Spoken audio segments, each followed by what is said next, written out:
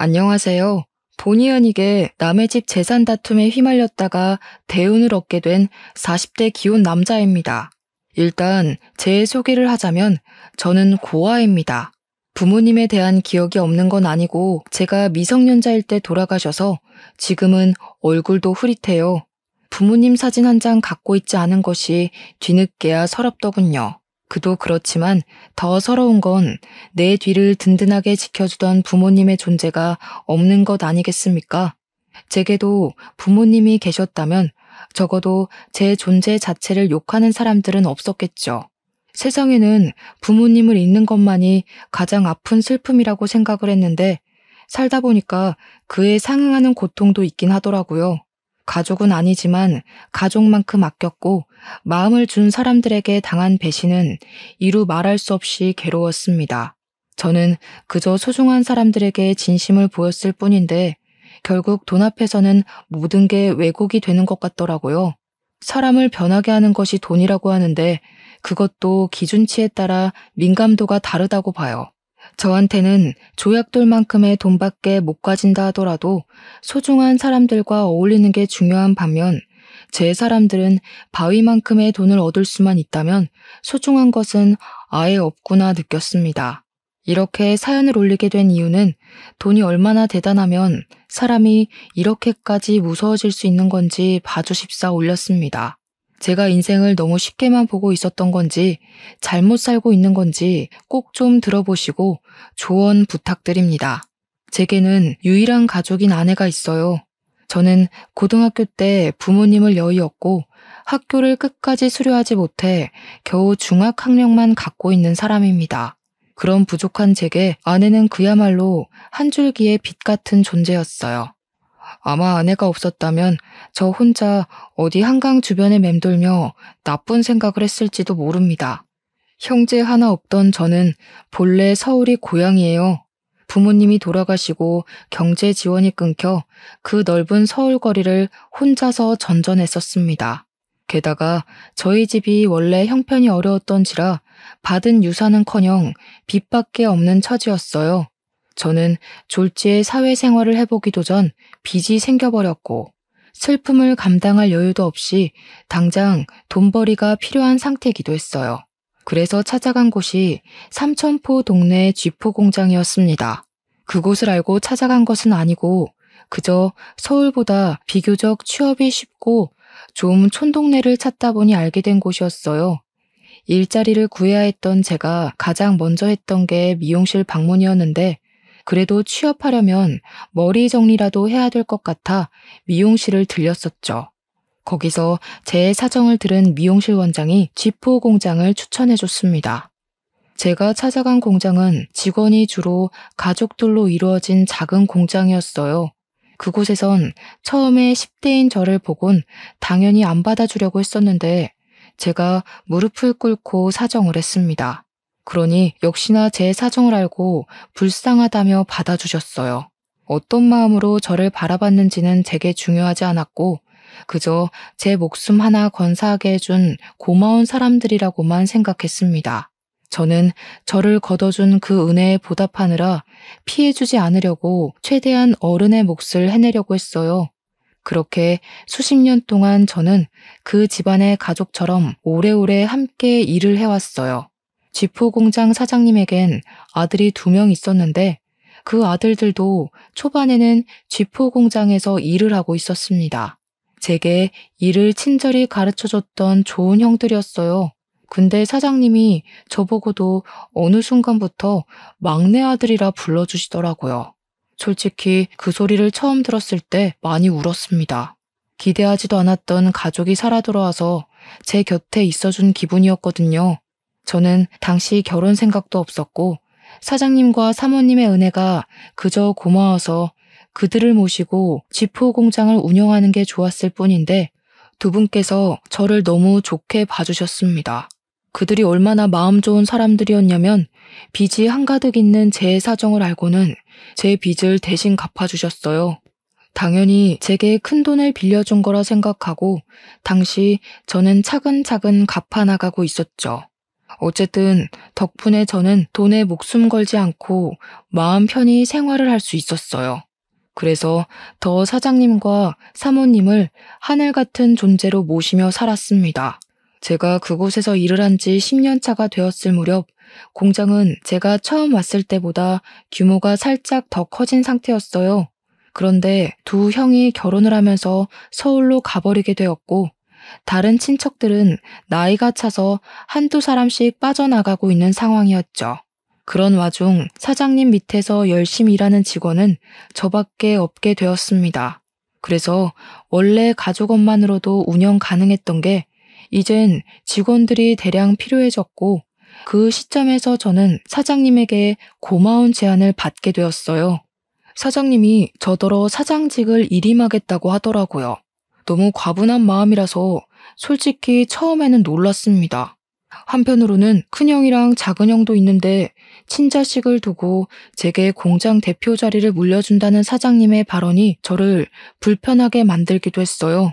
큰아들이랑 작은아들은 이미 자기들 입에 풀칠하면서 잘만 사는데 뭐하러 공장을 오겠냐? 내가 어디 너 말고 믿고 맡길 사람이 있겠어? 그래도 아직 사장님 건강하시잖아요. 당장 쓰러지시는 것도 아닌데 제가 어떻게 공장을 받아요. 이런 건 은혜 받는 게 아니라 염치 없는 것 같단 말이에요. 나도 노후엔 여행 좀 다녀봐야지. 둘 있는 아들은 서울 가서 지네 가족들 챙기느라 부모는 들여다보지도 않고 있는데 하나밖에 없는 막내 아들 덕은 좀 봐야 하지 않겠어? 너도 내 아들 아니냐? 애비를 죽을 때까지 굴리고 싶은 거야? 사장님은 끝까지 제게 사장 자리를 넘겨주려고 했습니다. 제게 말은 일부러 세게 하기도 하고 제가 곤란해 할 말을 서슴지 않으면서도 죄책감은 느끼지 않도록 어쩔 수 없는 이유를 억지로 만들어내기도 했어요. 제가 죄책감 갖지 않도록 설득하는 사장님의 말은 사실상 생각해보면 틀린 부분은 없습니다. 사장님 말대로 큰형, 작은형은 이미 서울에서 직장 생활 중이기에 공장을 이어받을 수 없는 상황이었거든요. 사장님 건강은 당시 아직 정정한 상태였지만 미리 후계자를 뽑아서 인수인계를 해야만 공장이 타격 없이 돌아가기 때문에 정황상 제가 물려받는 게 맞긴 해요. 다만 제가 걱정이 되었던 건 사장님이 아들이라고 불러주니 저도 여태 사장님과 사모님을 아빠, 엄마라고 생각한 거지 진짜로 혈육이 아니잖아요. 그런데 혈육 아닌 사람에게 온 세월 바쳐 일궈낸 자산을 물려주겠다고 하니 제가 다 미안했습니다. 정작 사장님과 사모님은 괜찮아 보였는데 말이죠. 그러나 별 수 있었겠습니까?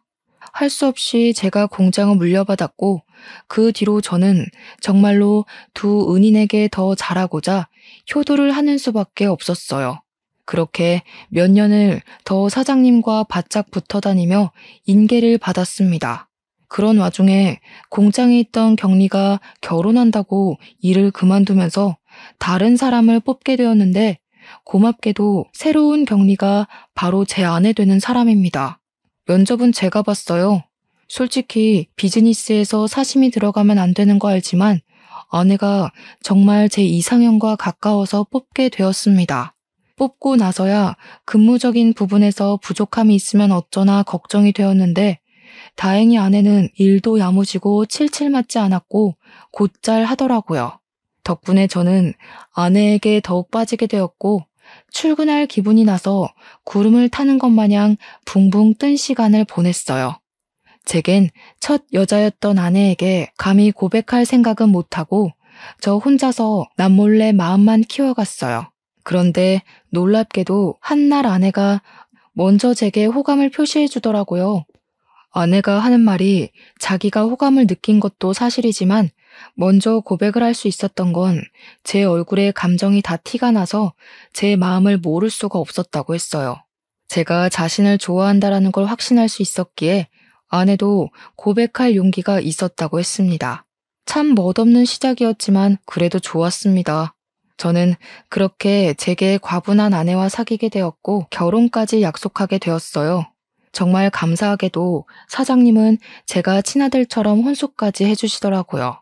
괜찮다고 나도 모은 돈 많다고 했는데도 사장님은 늘 제게 고마운 말로 저의 입을 다물게 했습니다. 아들한테 혼수 안 해주는 부모도 있다냐? 자식이 진짜 나를 닮기라도 했나? 와이프 되는 사람도 참 이쁜 여자로 골랐다. 나도 네 엄마랑 결혼하려고 몇 년을 쫓아다녔는데. 쓸데없는 소리 한다 또. 균성아, 필요한 거 있으면 우리한테 얼마든지 말해. 신혼집은 당연히 남자가 해가야 되는 거 알지? 집은 공장이랑 가까운 데로 계약했는데 시간 나면 괜찮은지 보고 와라. 남자는 태어나서 딱 3번만 울어야 된다는데 저는 그날로 3번째 울음을 보였어요. 부모님이 돌아가셨을 때 처음 울었고 사장님이 아들이라고 불러주셨을 때 2번 울었습니다. 그리고 제게 든든한 부모가 되어준 사장 사모님의 마음을 선물 받았을 때 3번째로 울게 되었네요. 저는 결국 사장 사모님의 고집을 꺾지 못해 작은 아파트까지 선물을 받아버렸어요. 형들도 와이프까지 데리고 삼천포로 내려와서 제 결혼을 축하해주는 성의를 보여줬고요. 저를 지지하는, 사랑하는 사람들이 전부 제 곁에 있었습니다. 정말 완벽한 삶이라 생각했어요. 저는 가족이 없는 고아인데 마치 가족이 있는 느낌이라서 고아 신세가 전혀 서럽지 않았습니다. 그래서 평생 이제 행복할 일만 남았다고, 내가 과분하게 받은 이 행복을 보답할 일만 남았다고 생각했습니다. 하지만 누가 그런 소리를 했던 기억이 있는데요. 너무 행복하면 크게 들뜨지 말라고 불행이란 브레이크가 찾아온대요. 그 말이 망상은 아니더라고요. 살아갈 이유가 가득하기만 했던 제게 부모님을 잃었을 때와 같은 고통이 닥쳐왔습니다. 그 문제는 제가 존경하는 사장님의 병세가 악화되기 시작했을 때부터 일어났어요. 사장님은 쥐도 새도 모르게 찾아온 암 때문에 발견 즉시 시한부 선고를 받았습니다. 그 때문에 사장님의 친아들 2명과 제가 병실에 한데 모인 적이 있었어요. 그렇게 모이게 된 건 제 결혼식 이후 오랜만이었습니다. 오랜만에 같이 얼굴 보니까 좋네. 다름이 아니고 내가 시간이 얼마 안 남았잖아. 살아있을 때 재산 정리를 좀 하고 싶어서 불렀다. 그 자리에서 사장님은 자기 멀쩡할 때 재산 얘기를 하고 싶었다고 하면서 입을 떼기 시작했어요. 당연히 저는 남의 일이라고만 생각했습니다. 다시 말하지만 가족처럼 살긴 했어도 저는 친가족이 아니잖아요. 그런데 사장님이 하는 말은 제게도 충격이었어요. 사장님이 큰형, 작은형 얘기를 먼저 하면서 둘에게 지분을 40%씩 똑같이 나눠주고 나머지 20%는 약소하지만 제게 떼어줄 거라고 하시더라고요. 사장님 재산에서 20%면 무려 8억 가까이나 되는 돈이었습니다. 그것만으로도 충분히 놀라서 당황스러웠는데 사장님이 뒤에 덧붙이는 말은 제대로 된 불씨를 지폈어요. 공장은 균성이가 내내 운영했으니까 앞으로 균성이 몫인 거라. 여기에 대해선 불만 갖지 마라. 너희들이 가족 꾸려서 서울 밥 먹을 때 균성이는 밤도 옳게 못 자고 혼자서 공장 관리했다. 당연히 하던 놈이 공장 소유하는 게 맞지 않겠냐? 사장님의 이 결정은 좀 많이 놀랐어요. 사장님이 제게 그냥 공장을 물려준다고 했을 땐 제가 도맡아 운영하다가 다시 사장님이나 사모님께 돌려줄 생각을 하고 있었거든요. 사장님 말대로 공장까지 제게 넘어와 버리면 사실상 큰형이랑 작은형 대비 제게 떨어지는 상속 비율이 크게 차이나지 않았기 때문이에요. 물론 당연히 감사한 일이지만 솔직히 면목이 없었습니다. 사장님의 결정을 뒤늦게 말렸지만 사장님 생각은 단호했습니다. 그렇잖아도 큰형이랑 작은형 표정이 안 좋더라고요. 그렇게 사장님과 저희는 불편한 면담을 끝내고 나란히 병원 밖을 나왔어요. 병원 입구를 나오자마자 큰형과 작은형이 차가운 목소리로 말하더라고요. 정말 처음 듣는 목소리였습니다. 가족 해줬더니 집안 돌아가는 꼴 참 우습다. 안 그래 균성아? 넌 좋겠어. 아무것도 없이 우리 가족 안에 들어왔다가 재산까지 받게 생겼으니까. 이 정도면 인생 역전 수준 아니냐? 고아가 억대 자산가가 됐네. 그러게 말이야. 아무리 그래도 친자식만큼 받아가는 건 좀 아니지 싶다. 어떻게 굴러 들어온 돌이 박힌 돌을 빼려고 하냐? 우리 없는 사이에 아빠한테 얼마나 알랑방귀 낀 거야. 대단하다.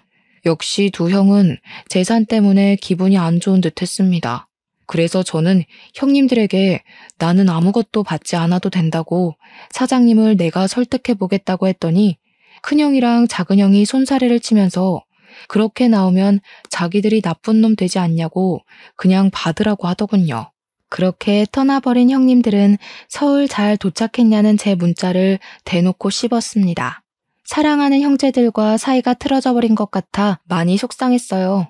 그 불편한 일이 찝찝하게 마무리된 것 치곤 굉장히 잠잠한 시간을 흘려보냈습니다. 그럼에도 저는 상속 문제 때문에 혼자 계속 마음이 편치 않았고 사장님 병간호를 병행하면서 사장님을 설득해 보기도 했어요. 그랬더니 형님들 말대로 사장님은 제게 형들이 뭐라고 쪼더냐 하면서 형님들을 안 좋게 생각하더라고요. 저는 관계가 더 멀어지는 것 같아 사장님에게 더는 말을 꺼낼 수 없었습니다. 소가리를 심하게 하다 보니까 점차 제 기력이 초췌해져 갔어요. 그런 제게 힘이 되어준 건 제 아내였어요. 아내는 언제나 제 선택을 존중하겠다고 했고 제가 무슨 선택을 해도 내 잘못 아니니까 너무 상심하지 말라며 위로를 했어요. 그러면서 매일같이 맛있는 밥을 차려주고 약도 챙겨주고 열심히 제 내조에 힘을 썼죠. 저 때문에 제가 사랑하는 사람들 사이에 균열이 생기는 것 같아서 솔직히 두려웠고 다 버리고 떠나고 싶기도 했거든요. 그런데 아내를 보고서 제가 할 수 있는 데까지 노력해보고자 마음을 단단히 먹을 수 있었어요. 하지만 역시나 저의 찝찝했던 기분은 괜한 것이 아니었나 봐요. 어느 날 새벽에 사모님한테 전화가 왔는데 저더러 집에 좀 와줄 수 있냐고 하는 겁니다. 전화상으로도 느껴질 만큼 사모님 목소리가 안 좋았어요. 바로 일어나 옷을 갈아입는데 아내도 깨서는 같이 가자고 하더라고요. 사장 사모님이 제게 부모 같은 존재다 보니까 아내도 자연스레 사장님 내외를 시부모처럼 모셨거든요. 저희 둘은 얼른 챙겨서 그 야밤에 사장님 집을 향했습니다. 사장님 집과 저희 집은 공장 주변에 있어서 아주 가까웠어요. 걸어가도 되는 거리여서 급히 뛰었습니다. 집에 들어갔더니 집이 어질러져 있더라고요. 사모님은 거실 한가운데 서서 아무래도 강도가 든 것 같다면서 벌벌 떨고 있었습니다. 너 아빠 간병한다고 한동안 집을 안 왔었잖아. 짐 좀 챙기려고 와봤더니 세상에나 이 지경으로 되어 있지 뭐니? 우리 집에 올 사람이 없는데 왔다고 해도 애들이면 연락을 했을 거고 이렇게 집을 엉망으로 해놓지도 않았겠지. 아내가 불안해 떠는 사모님의 손을 잡아주었고 저는 일단 경찰에 신고를 했습니다. 그리고 사모님에게 뭐 없어진 거 없는지 찾아보자 했어요. 고맙게도 며느리가 사모님 곁에 딱 붙어서 같이 움직여 주더라고요. 저는 혼자 다른 방에서 이것저것 뒤집고 있었는데 나중에 사모님이 소리를 질러서 그곳으로 뛰어갔습니다. 사모님이 침대 밑에 서랍을 허겁지겁 뒤지면서 무어라 중얼거리더라고요. 없어진 거 있냐고 하니까 사모님이 큰일 난 목소리로 말했는데요. 아휴, 어떡하니? 너네 아빠 유언장이랑 공장 땅 매매 계약서가 없어. 중요한 거라서 일부러 침대 밑에 넣어둔 건데 여기는 우리 식구들밖에 모르는 곳이거든. 이거 어쩌면 좋니? 응?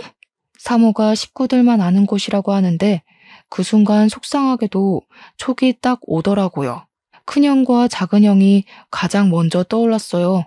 정황상 따져보더라도 진짜 도둑이 아닌 이상 사장님이나 사모님, 형님들 중 범인이 있다는 건데 사장님이 자기 걸 도둑질했을 리는 없잖아요. 더군다나 사장님은 입원 상태라 외출이 불가한걸요. 그래서 저는 그 자리에서 바로 큰형과 작은형한테 전화를 넣었습니다. 나란히 부재 중이었어요. 저는 일단 우리 집으로 사모님을 모셨고 아내한테 사모님을 부탁한 뒤 그 새벽에 서울로 올라갔습니다. 큰형과 작은형 집 주소를 알고 있어서 둘을 찾아내는 건 어렵지 않았어요. 갔더니 둘이 아주 똑같은 반응이더라고요. 저를 아주 문전박대하면서 자기들은 모르는 일이라고 오히려 큰 소리를 쳤습니다. 형님들이 벌인 짓인지 아닌지는 경찰에 신고해서 알아보면 돼. 만약 형님들 짓이 맞으면 사장님한테 무릎 꿇고 용서빌 준비나 하라고. 내가 이거 밝혀내서 사장님한테 다 말할 거야. 이렇게 돈에 눈 멀어서 부모님 속 썩일 거면 차라리 상속받지 마. 우리 다 아무것도 받지 말고 예전처럼 지내자고.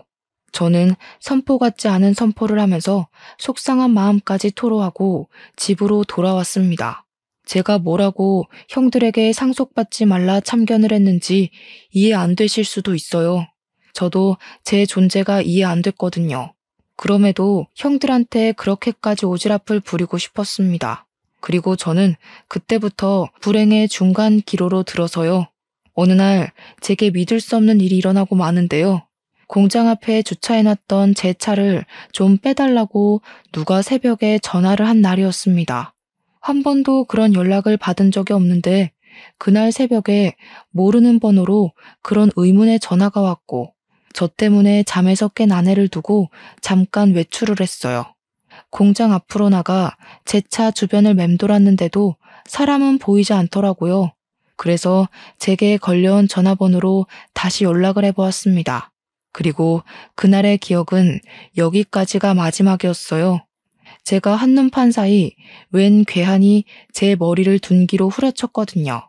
고통도 느껴지지 않을 만큼 머리가 울리면서 눈앞이 새하얘졌습니다.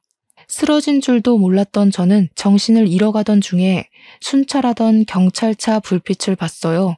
그리고 그 불빛에 비친 괴한의 신발도 눈에 들어왔죠. 그렇게 더는 기력을 쓰지 못하고 혼절해 버렸습니다. 제가 다시금 정신을 차렸을 때는 병원이었어요. 제 옆에서 아내가 울고 있더라고요.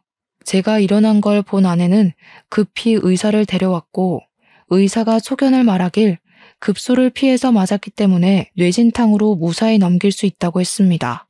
그렇다고 다행일 순 없는 게 조금만 잘못 다쳤다면 그대로 즉사했을 정도로 위험했다고 하더라고요. 아내는 제가 살았다는 생각에 다리에 힘이 풀려서 오열을 했어요.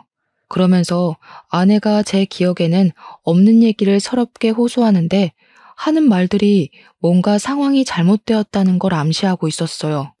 사장님 돌아가셨어. 근데 당신이 죽였대. 당신이 그런 거 아니잖아. 도대체 무슨 일이 있었던 거야? 누가 당신한테 그런 짓을 한 거야?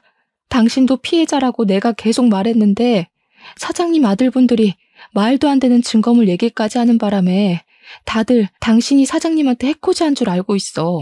그날 그렇게 의식을 잃은 저는 무려 5일 동안 깨어나지 못하고 내내 기절해 있었다고 했습니다. 아내가 지난 3일 동안 장례식장과 내 병실을 오가면서 지냈었는데 분위기가 많이 안 좋았다고 했어요. 그 원인이 저 때문이라서 아내도 사장님 발인까지는 함께하지 못하고 쫓겨났다네요. 그러니까 당시 제가 사장님을 죽인 가해자라고 여론이 몰려있는 상황이었다는 겁니다. 사장님 장례식장에서 큰형이랑 작은형이 알 수 없는 증거물을 기반으로 저를 가해자로 몰았다고 했어요. 그 증거물은 다름 아닌 공장 주변 CCTV였대요. 제가 공장 주변 사장님 집에서 사장님 재산을 불법적으로 빼돌리려고 했는데 그때 운 좋게 괴한이 공장 털러 왔다가 나를 공격했고 지나가는 경찰에게 발각되어 저를 잡았다는 말도 안 되는 얘기였어요. 뿐만 아니라 또 제가 매일 사장님 병문안을 가는 점을 이용해서 그걸로 제가 사장님 산소호흡기를 뗐다고 구라를 쳐놨다는 게 아닙니까? 하필 그날은 사모님이 집을 들락날락하며 바깥일을 볼 때라서 병실에 없었을 적이었습니다. 그래서 제가 퇴원을 하면 경찰로 연행될 처지라고 하는데 아내 얘기를 다 들어도 도통 어떻게 이해를 해야 되는 건지 어렵기만 하더라고요.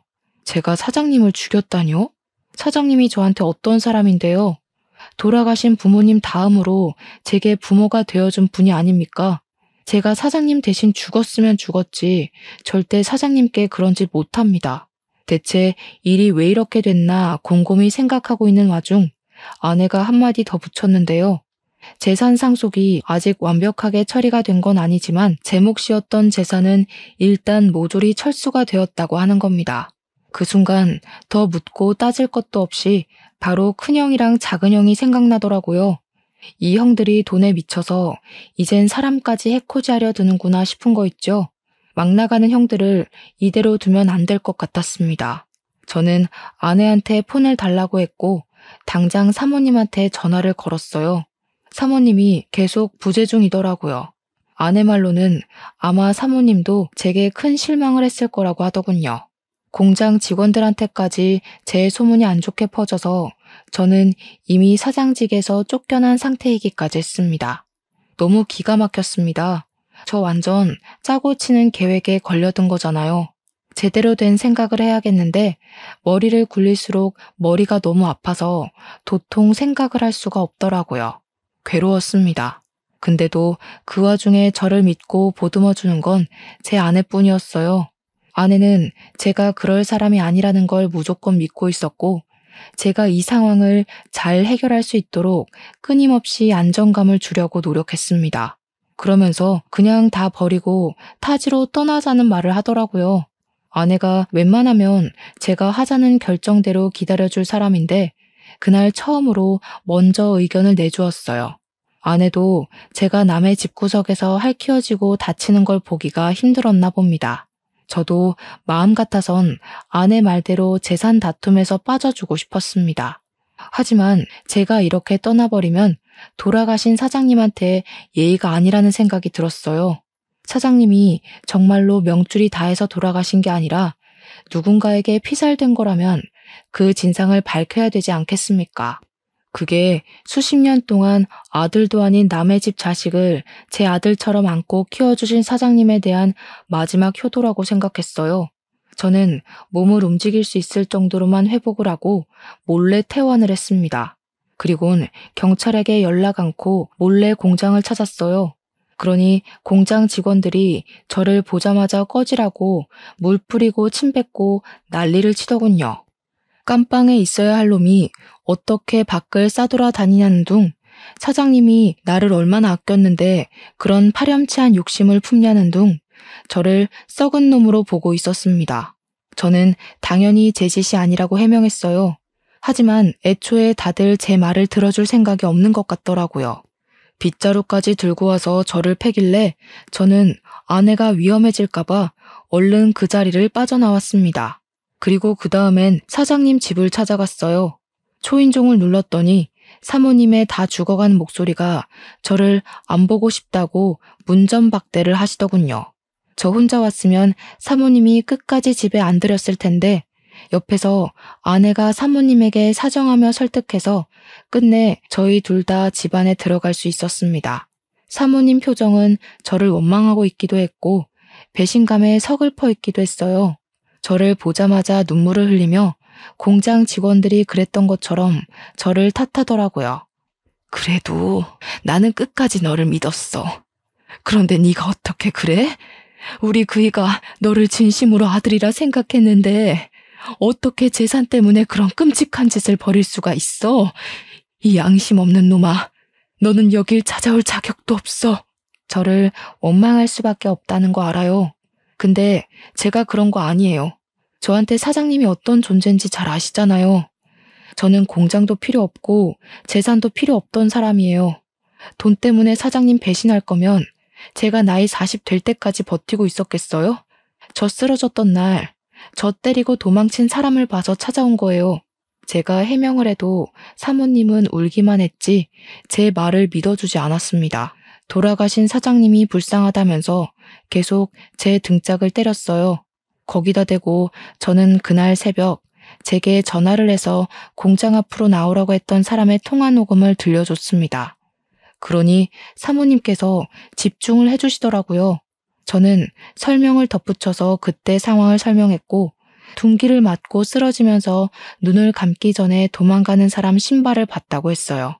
그게 바로 골프 운동화였다고 하니까 갑자기 사모님이 사색이 되더라고요. 그래서 왜 그러냐고 물었습니다. 사모님이 우왕좌왕하면서 휴대폰을 보여줬는데요. 혹시 이런 골프화였냐고 묻더라고요. 제가 그날 본 건 바이올렛 색상의 베이지 밑단을 단 수제 운동화였거든요. 근데 사모님이 보여준 것도 제가 본 것과 동일한 색상이더라고요. 그래서 저는 바로 이게 맞는다고 이걸 어떻게 사모님이 갖고 있냐고 물었죠. 네 형들이 골프 좋아하잖니. 네 아빠가 형들 생일 선물로 한 켤레씩 주문 제작한 거야. 아빠가 보라색을 좋아해서 똑같이 수제로 맞춰줬던 거다. 너는 골프를 안 치니까 아빠가 결혼식 날 구두 한 켤레 해줬던 거고. 맞습니다. 제가 결혼하는 날 사장님이 뜬금없이 구두를 선물해 주었어요. 그 구두가 제 발에 꼭 맞아서 중요한 날에만 신는다고 지금도 상자에 소중히 보관하고 있거든요. 그런데 형님들이 생일 선물로 골프화를 받았다는 건 모르고 있었습니다. 그 순간 충격받은 저희들은 그것을 시작으로 다른 증거까지 찾아 나섰어요. 그 과정에서 사모님이 아직 재산 상속이 이루어지지 않아 큰형과 작은형을 다음 주에 만나기로 했다고 말해주더라고요. 그러면서 그동안 사장님, 사모님 둘만 알고 있고 자식들에겐 알리지 않은 한 가지 사실이 있다면서 고백하셨는데요. 사실은 너희들 아빠가 너희들한테 재산 상속을 배정한 게 아니야. 상속인을 나한테 위임해놓고 한 발 빠져 있었어. 나더러 자기 죽고 나면 분명 태도 달라질 자식들이 있을 거라고. 그런 놈한테는 한 푼도 주지 말라 그랬거든. 사장님은 진작에 큰형과 작은형의 무력을 눈치챘다고 했는데 사모님이 자기 아들들이 그럴 리 없다면서 믿지 않았다고 했어요. 그러자 사장님이 사모님한테 자기 죽고 나서 아들들이 어떻게 나오는지 지켜본 뒤에 사모님 뜻대로 상속 진행하라고 위임장을 써줬다 합니다. 그게 사장님의 뜻이었고 유언이나 다름없으니까 사모님은 아들들을 믿지만 그렇게 하기로 따랐어요. 그런데 때마침 장례식장에서 큰형과 작은형이 제가 사장님을 죽였다면서 이런저런 증언을 기반으로 술술 말하길래 정말로 제가 그런 파렴치한 짓을 저지른 줄 알았다고 했습니다. 그래서 사모님은 돌아가신 사장님에게 원망까지 했다고 했어요. 남의 자식한텐 그리 자비롭고 친자식한테는 그리 냉철해서 벌 받은 거라고. 당신이 아끼던 양아들 같은 녀석한테 호되게 당하니까 이제야 알겠냐면서 그렇게 이미 떠난 사장님에게 호소를 했다네요. 그 일 때문에 저한테 단단히 화가 난 사모님은 제 앞으로 된 재산은 전부 철수하겠다고 그렇게 아내한테 통보를 했대요. 아내가 제 알리바이를 대줬지만 사모님뿐만 아니라 이미 당시 여론이 저를 등져버려서 아무도 아내의 말을 믿지 않았다고 했습니다. 아무것도 모르는 사모님 입장에서 보면 충분히 오해할 만했다고 생각했어요. 일단 상황이 어떻게 돌아가고 있든 가장 중요한 건 증거였습니다. 이미 공장 CCTV는 형들이 떼어갔을 테니 다른 증거가 필요했어요. 마침 그때 아내가 뾰족한 수를 말해주더라고요. 그날 새벽 제가 차 앞에 갔다면 혹시 블랙박스의 현장이 남아있지 않겠냐고요. 아차 싶더라고요. 제가 둔기에 맞았을 때 경찰차가 멀찍이에서 나타나는 바람에 가해자가 급히 도망갔다는 게 떠올랐습니다. 그렇다면 당연히 그들이 제 차에 있는 블랙박스는 차마 손대지 못했을 거란 말이죠. 그들도 당황해서 차 블랙박스까진 생각 못한 것 같더라고요. 얼른 제 차로 가서 블랙박스를 확인했더니 역시나 증거 영상이 고스란히 남아 있었습니다. 너무 안심했어요. 이것만 있어도 형들의 진술은 거짓이라는 게 밝혀질 거였습니다. 그 뒤로 저는 스스로 경찰을 찾아갔습니다. 그리곤 그날 발생했던 사건 진위를 전부 고백했고 제 알리바이를 조사하기 시작한 경찰도 뭔가 이상함을 감지했는지 원래 접수됐던 신고 내용이 어딘가 모르게 부실하다는 느낌을 받은 것 같았어요. 그래서 그 시간부로 경찰은 큰형과 작은형을 조사에 착수했죠. 제 일은 금방 서울경찰로 연계되었습니다. 얼마 뒤 큰형이랑 작은형이 나란히 잡혔다는 연락을 받고 저랑 아내 그리고 사모님은 같이 서울로 올라갔어요. 서에 도착했더니 큰형이랑 작은형이 저를 보자마자 살인자 새끼라고 삿대질을 하는 겁니다. 이 새끼가 감히 누구한테 누명 씌우려고. 형사님들, 저 녀석 말 들으면 안 돼요. 제가 아들이잖아요. 저 녀석이 우리 가족한테 들러붙을 때부터 수상했다고요. 제대로 확인해 보시라니까요. 큰형은 끝까지 제 탓을 했고 작은형은 저한테 쌍욕까지 일삼았습니다. 하지만 저는 잠시 대꾸를 참고서 묵묵히 경찰에게 제 입장을 표명했어요. 그리고 병원 CCTV도 구석구석 확인해 볼 것을 따로 요구했습니다. 병원 CCTV에 좀 당황했는지 큰형이 옆에서 사기치지 말라며 제 멱살을 잡더라고요. 뻔뻔하게 어디서 주작질이야? 네가 만들어낸 증거인 줄 모를 것 같아? 그래봤자 네가 우리 아빠 재산 빼먹으려고 들러붙어 있던 사실은 안 바뀌어. 거지새끼 걷어줬더니 자기가 진짜 친자라도 되는 줄 아나. 어디서 감히 우리 아빠 돈을 탐내? 겨우 이것밖에 안 되는 사람이라는 게 놀랍다. 돌아가신 사장님이 불쌍하네. 친자식이라고 둘씩이나 있는 아들들이 어떻게 지나가는 똥개만도 못할까? 그렇게 사장님 돈 독식하고 싶었어? 사장님 호흡기까지 손댈 만큼 돈에 미쳐 있었던 거야? 입 닫아. 네가 뭘 안다고 주제넘게 나불거려? 네가 아들이라고 해봤자 현실은 피 한 방울 안 섞인 고아 새끼 아냐. 네 부모가 죽기 전에 그리 유언 남기디? 남의 집에 빌붙어서 재산 빼먹고 살라고? 자꾸 사장님 돈이 형 돈인 것처럼 얘기하는데 그러는 피 섞인 형들은 고아 새끼인 나보다 못나서 재산 비율도 나랑 비슷하게 책정받은 거 아니야? 자기보다 잘난 사람한테 시기하는 건 우월감이 아니라 열등감이야. 형들 지금 열등감 덩어리 같아. 그때 더는 덤빌 말이 없었는지 큰형이 제게 손을 쓰려고 하더라고요. 나이 말고는 저보다 나은 게 없는 것 같은데 제가 그런 못난 사람한테 주먹을 왜 맞아주겠습니까? 당연히 형 주먹이 날아오르기 전 제가 먼저 박치기를 해서 큰형의 코피를 터뜨렸어요. 큰형 바로 저를 놓고 비명을 지르며 구부러지더라고요. 눈물이 찡 올라온 모습이었습니다. 형들이 날고 기어봤자 상속은 이미 사모님 몫이야. 날 제거할 게 아니라 사모님한테 효도를 했어야지. 그 정도 나이 먹고도 내가 하나하나 가르쳐줘야겠어? 무슨 소리야? 엄마 몫이라니. 아빠가 이미 우리한테 상속한다고 구두 약속했잖아. 유언장에도 그렇게 쓰여있다고 어디서 사기를 치려고 해? 바로 확인시켜줘? 유언장은 분명 의문의 강도에게 도난당했을 적이었습니다.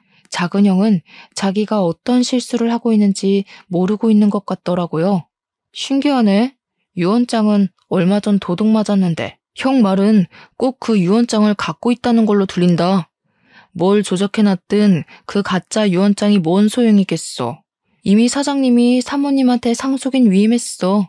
사모님한테 위임장도 따로 있고. 아, 이렇게 말하면 너희들 엄마도 해코지한 뒤에 나한테 누명 씌울 건가? 큰형이랑 작은형은 계획이 틀어졌다는 것에 크게 당황하며 표정으로 드러냈습니다. 뭔가 잘못되고 있다는 걸 얼굴로 티냈어요. 그 와중에 병원 CCTV를 확인하러 갔던 경찰한테서 연락이 왔는데요. 영상에는 제가 먼저 병문안 다녀온 뒤 간호사들이 몇 번 왔다 갔다 했고 그 다음에 형들이 들락날락한 정황이 드러났는데 형들이 병실을 나가고 나서 수상쩍게 두리번거리는 것이 포착되었답니다. 그리곤 몇 분 뒤에 다시 병실로 들어간 간호사가 순간 급하게 뛰쳐나오더니 의사를 불러와서는 병실에 있는 사장님 침상을 끌고 임종실로 옮기는 게 드러났다네요. 형들 집을 압수수색한 경찰들도 형들 집에서 위조된 유언장과 절도한 땅 문서까지 발견했다고 했습니다. 빼도 박도 못하고 쉽게 발각된 증거들 때문에 큰형과 작은형은 더 이상 할 말을 잃고 좌절했어요. 그리곤 그제야 저와 사모님께 용서를 구하면서 악의는 없었다고 무릎을 꿇었습니다. 형들은 더 지체할 것 없이 그 자리에서 구속이 되었어요. 연행당하는 아들들을 보면서 사모님은 울며 불며 자식들을 패기 시작했습니다. 도대체 균성이한테 무슨 짓을 한 거냐? 아무 잘못 없는 아이한테 왜 그런 짓을 했어? 너희들이 그러고도 사람이야? 이제 네 아빠 얼굴을 어떻게 보니? 그래도 내 배 아파 낳은 자식이라고 끝까지 편을 들었는데 어떻게 엄마 마음을 이렇게 찢어놓을 수가 있어? 며느리는 사모님을 보필하면서 주저앉는 사모님을 보듬어 주었습니다. 형님들 둘은 아무 말 없이 고개만 숙인 채 형사가 가는 대로 멀어졌어요. 그리고 저희는 서울에서 내려오게 되었죠. 그 뒤로 들은 소식이 당연히 자기 아빠를 죽인 형들은 징역살이를 살게 되었는데요. 문서 위조에 절도죄까지 포함되어 형량이 제법 나왔어요. 사모님께서 출소한 아들을 맞이할 수 있을지도 모를 정도로 길었습니다. 한꺼번에 힘든 일을 겪은 사모님은 저희가 혼자 두기 걱정되어 저랑 아내가 사장님 집으로 이사를 갔습니다. 현재도 사모님을 모시고 살고 있어요. 저는 다시 공장 대표 자리를 찾았고요. 사모님이 제게 사장님 재산의 70%를 떼주었습니다. 나머지 30%는 패 죽일 놈도 아들은 아들이라고 몫을 조금 남겨놓아야겠다고 하더군요. 그게 사모님의 괴로운 마음에 조금이나마 위안이 된다면 저도 사모님 뜻을 충분히 존중해 줄 수 있습니다. 그리고 저를 오해했던 공장 직원들도 당연히 오해가 풀렸고 제게 사과를 했어요. 사장님 아들 욕까진 차마 더 하지 못하더라고요. 어떤 분은 잘 알지도 못하고 저를 막대했다는 죄책감에 일을 그만두기도 하셨습니다. 제 아버지뻘 같은 분이셨는데 일을 참 우직하게 잘하셨던 분이거든요. 저는 정말 괜찮았고 상황이 그럴 수밖에 없었던 건데 그만두셨다고 해서 속상했습니다. 그분께 따로 문자를 넣어드렸는데 답장은 오지 않았어요. 그분께서 혹시 라디오 사연을 들으신다면 죄책감 가질 필요 없다고 그저 당신도 군중 심리에 이용당한 피해자가 아니냐고 위안의 말씀 올리고 싶네요. 다른 직원분들과의 관계는 더할 나위 없이 돈독해졌습니다. 아직은 다들 제게 죄책감을 갖고 있는 것이 눈에 보이지만 이마저도 관계 회복의 과정이라 생각하고 그들의 시도 때도 없는 사과를 자연스럽게 받아들이려고요. 이렇게 폭풍 같은 지옥이 지나고 나니 좋은 일들이 수두룩하게 찾아오는 것 같아요. 정말 기쁘게도 저희 부부에게 축복이 찾아왔어요. 저번 주에 제가 바빠서 아내랑 사모님이 같이 산부인과 가서 초음파 사진을 찍고 왔는데 아기가 아직 너무 콩알만해서 우리 아이인 게 실감나지 않더라고요. 아들일지 딸일지는 모르겠지만 우리 예쁜 아내를 닮았으면 좋겠다는 생각을 해요. 그리고 저 또한 내 자식으로 찾아와준 우리 축복이에게 부끄럽지 않은 아빠가 되도록 노력할 겁니다. 무엇보다 건강하고 가진 것에 감사하며 살 줄 아는 바람직한 아이로 키울 거예요. 너무 과분한 바람은 아니겠죠? 말을 하다 보니 덜컥 겁이 나서 제가 잘할 수 있을지 모르겠네요. 아이 기다리는 일이 원래 이렇게 긴장이 되는 건가요? 다른 아빠들도 다 그렇겠죠? 아무튼 저랑 아내 그리고 제게 어머니와 같은 사모님까지 저희는 곧 새로 생길 식구인 아이를 만날 그날만 손꼽아 기다리면서 한동안 설레는 시간을 보낼 것 같습니다. 다소 지저분했을 사연이었는데 중간에 채널 돌리지 않고 집중해줘서 감사해요. 청취자분들 인생은 태풍 길 없이 산들바람만 이는 삶이길 바랍니다. 행복하세요.